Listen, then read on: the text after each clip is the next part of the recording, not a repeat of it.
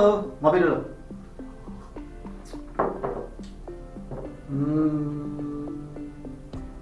Ini lupa edisi keberapa ya? Tapi masih mau bicara bola gitu. Nah, UEFA selaku badan sepak bola yang menaungi negara-negara Eropa memang sudah mengakhiri musim ini dua liga terbaiknya gitu ya, Liga Eropa dan Liga Champions. Nah, beberapa waktu yang lalu coba ngecek di beberapa Instagram dan media sosial lainnya gitu ya, ada muncul satu liga baru gitu, yaitu UEFA Europe Conference League. Apa? Liga apa lagi nih gitu. Nah, video ini coba mau ngebahas itu gitu ya. Seperti yang kita ketahui, UEFA resmi membentuk satu kompetisi baru antar klub bernama Europa Conference League atau disingkat UECL ya. Atau biasa disebut juga dengan Conference League. Harapannya untuk tahun depan kita familiar dengan satu bentuk liga selain Liga Eropa dan Liga Champions, Conference League. Nah, liga ini akan mulai digulirkan di musim depan 2021-2022. Nah, sejarahnya Conference League ini setidaknya telah dibahas oleh UEFA sejak tahun 2015. Dan pada tahun 2018 disepakati oleh Komite Eksekutif UEFA sendiri dalam pertemuan di Dublin, Irlandia, Desember 2018.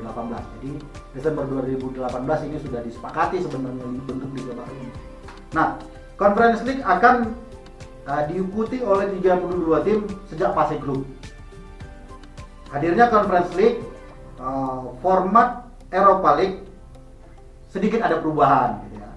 Sedikit ada perubahan karena Europa League akan diikuti 32 tim yang tadinya 48 tim. Jadi ada pengurangan untuk tahun depan gitu. Yang terbagi dalam 8 grup sejak musim depan. Sementara itu format Champions League tidak berpengaruh sama sekali. Menariknya, Conference League ini akan melengkapi sistem promosi yang ditetapkan oleh UEFA sejak 2015 yang lalu. Mungkin kita bisa mengenal misalkan ketika juara Europa League, maka musim depan kalau timnya tidak lolos di Liga Champions misalkan peringkat 7, nah tapi dia juara Liga Eropa, maka musim depan otomatis dia masuk di Liga Champions. Nah, harapannya Conference League ini juga melakukan itu, dan tujuannya memang itu. Ketika salah satu tim juara Conference League musim ini misalkan juara, musim depan kalau dia tidak lolos Liga Champions atau tidak lolos Europa League dan juga tidak masuk tidak lolos di conference, maka karena dia juara Conference League sebelumnya, maka tahun depan dia akan berkompetisi di Liga Eropa. Nah, model itu yang dimaksudkan model promosi oleh UEFA gitu. Lantas pertanyaan dasarnya, kenapa dibentuk liga gitu? Kok ujung-ujung jadi satu liga baru?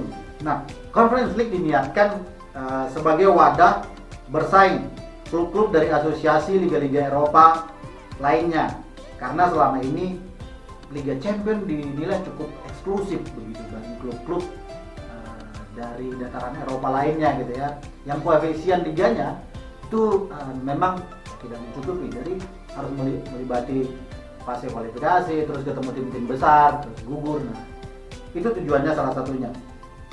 Begitu juga dengan Europa League yang memunculkan kerisauan tersendiri terhadap nasib-nasib klub dari liga-liga dengan tadi koefisien menengah ke bawah di Eropa gitu. Lantas untuk musim depan siapa saja pesertanya dari Conference League ini? Nah, Conference League sendiri total ada 184 tim yang akan berpartisipasi sejak babak kualifikasi pertama hingga putaran final.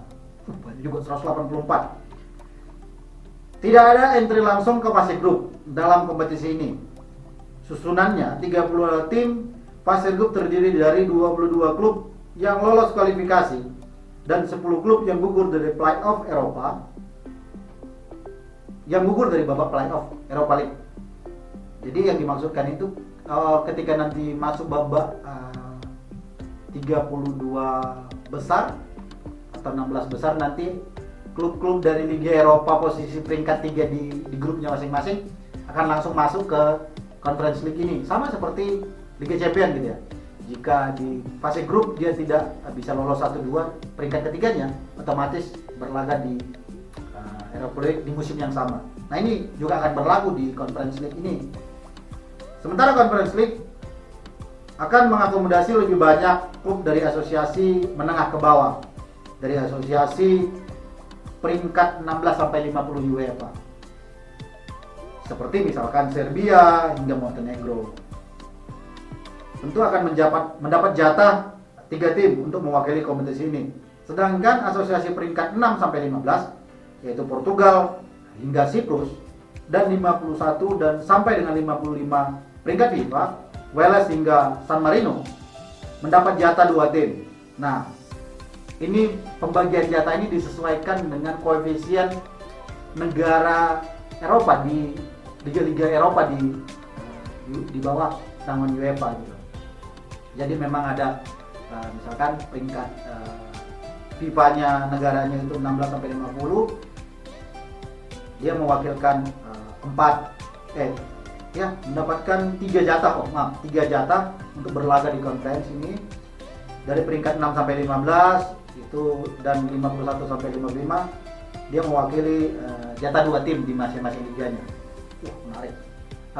Ya sama kayak misalkan koefisiennya Liga Champions yang misalkan Inggris dapat 4 tim, Italia 4 tim, Spanyol 4 tim, Prancis masih 3 tim misalkan. Nah, benar-benar begitu berlaku juga di konferensi ini. Nah, sedangkan 5 asosiasi teratas masing-masing hanya mendapatkan 1 jatah untuk berlaga di Conference League ini. Misalkan contoh di Liga Italia ada AS Roma, sedangkan di Liga Inggris ada Tottenham Hotspur nanti yang akan mewakili liganya masing-masing untuk berlaga di Conference League ini.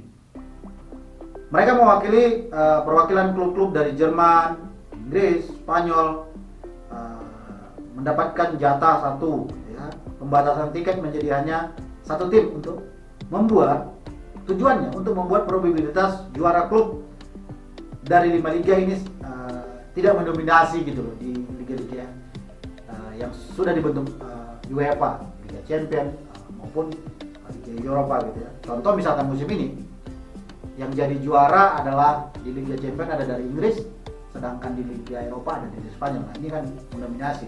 Bicara ketidakadilan gitu. Ya mungkin.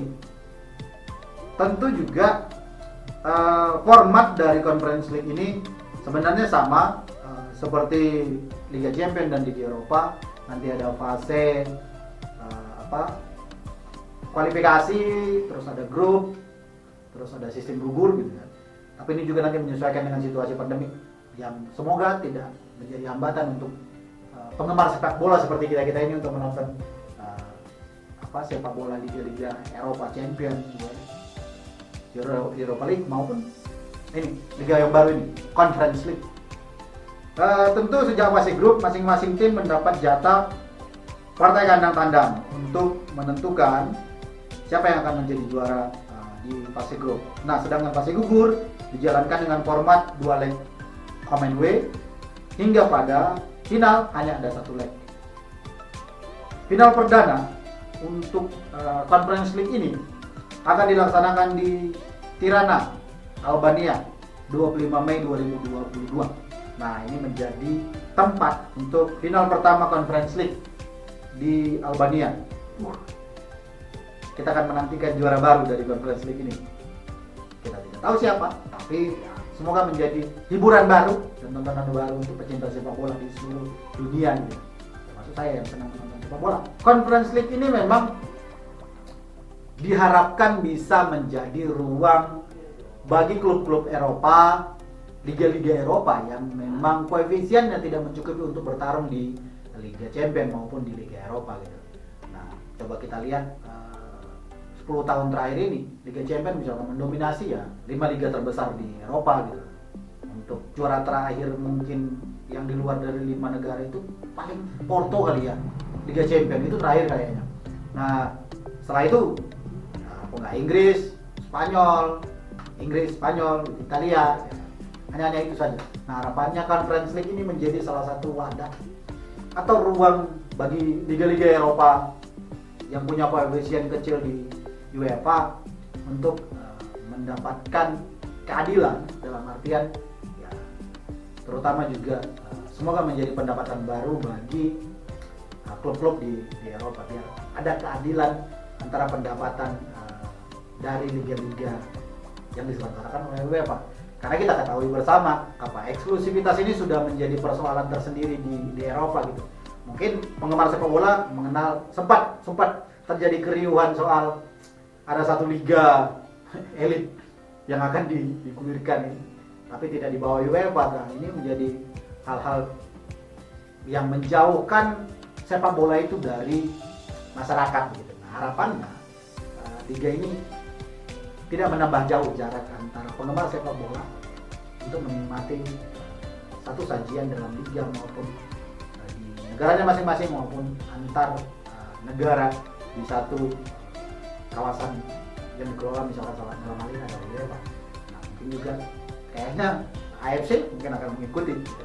Ya semoga, tapi Asia kayaknya harus jauh berbenah lebih baik, apalagi Indonesia gitu. Jadi kita pengen juga Liga Indonesia dikelola dengan baik, dimaksimalkan untuk musim berikutnya. Menarik kan? Sebagai pecinta sepak bola, sebagai penggemar sepak bola, tapi bukan pengamat. Oke, sampai ketemu di video selanjutnya. See you next time, yo.